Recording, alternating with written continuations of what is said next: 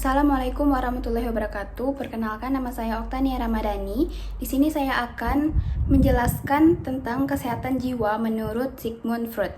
Menurut Sigmund Freud, kesehatan jiwa dipahami dalam kerangka teori psikoanalisisnya yang menekankan dinamika antara tiga struktur utama kepribadian manusia. Yang pertama ID, ego, dan superego. Dalam pandangan Freud, kesehatan jiwa adalah kondisi di mana terdapat keseimbangan antara ketiga komponen tersebut, sehingga individu mampu menghadapi konflik psikologis secara adaptif tanpa menimbulkan gangguan yang signifikan. Tingkatan kesadaran menurut Sigmund Freud ada tiga. Yang pertama, alam sadar atau conscious. Kita sadar akan segala sesuatu yang ada di sekitar kita, yang dapat kita lihat dan rasakan, mencakup semua sensasi dan pengalaman yang kita sadari. Freud menganggap alam sadar itu aspek yang terbatas karena hanya porsi kecil dari pikiran, sensasi, dan ingatan yang siaga di alam sadar. Yang kedua, ada alam prasadar atau preconscious, bagian di mana kita dapat menjadi sadar jika kita menghadirkannya. Waktu yang diperlukan untuk membawa informasi ke tahap conscious. Inilah yang disebut sebagai preconscious. Yang ketiga, ada alam bawah sadar atau unconscious. Alam bawah sadar adalah bagian dari dunia kesadaran yang terbesar dan sebagian besar yang terpenting dari struktur psikis karena segenap pikiran dan perasaan yang dialami sepanjang hidupnya yang tidak dapat disadari lagi akan tersimpan di dalamnya. Selanjutnya, konsep ID, ego, dan superego. Yang pertama, ID, yaitu mengenal kebutuhan alamiah manusia.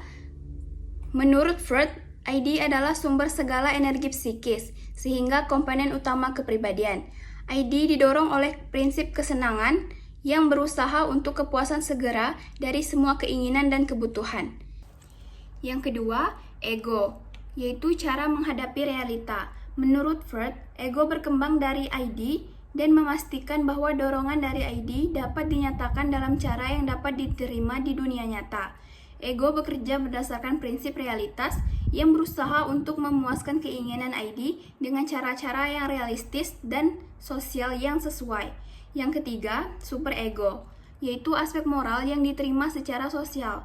Superego merupakan aspek moral dari suatu kepribadian yang didapat dari pengasuhan orang tua atau norma-norma dan nilai-nilai di dalam masyarakat, dan didasarkan pada moral dan penilaian tentang benar dan salah.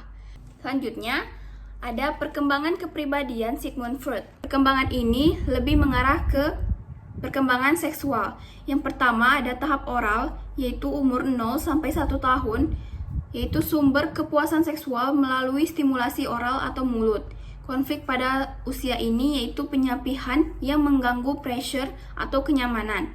Yang kedua, tahapan anal, yaitu umur 1 sampai 3 tahun. Kepuasan beralih dari mulut ke area anus. Konflik terjadi ketika toilet training. Yang ketiga, tahapan palik, 4 sampai 5 tahun. Sumber kepuasan adalah alat kelamin. Oedipus kompleks dan Electra kompleks terjadi pada tahap ini. Yang kedua, jenis-jenis insting. Insting dibagi menjadi dua, yaitu insting kehidupan atau eros dan insting kematian atau thanatos. Insting kehidupan yaitu ada lapar, haus, dan seks, yaitu mempertahankan hidup atau survive dan melestarikan spesies. Bentuk energi sebagai manifestasi dari insting kehidupan yaitu libido. Libido merupakan energi psikis yang mendorong seseorang untuk mengejar tingkah laku dan pikiran-pikiran yang menyenangkan. Yang kedua, insting kematian atau thanatos.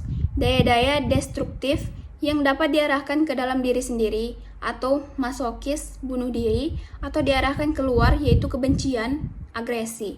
Agresi dan seks menurut Freud merupakan motivator yang kuat bagi tingkah laku manusia.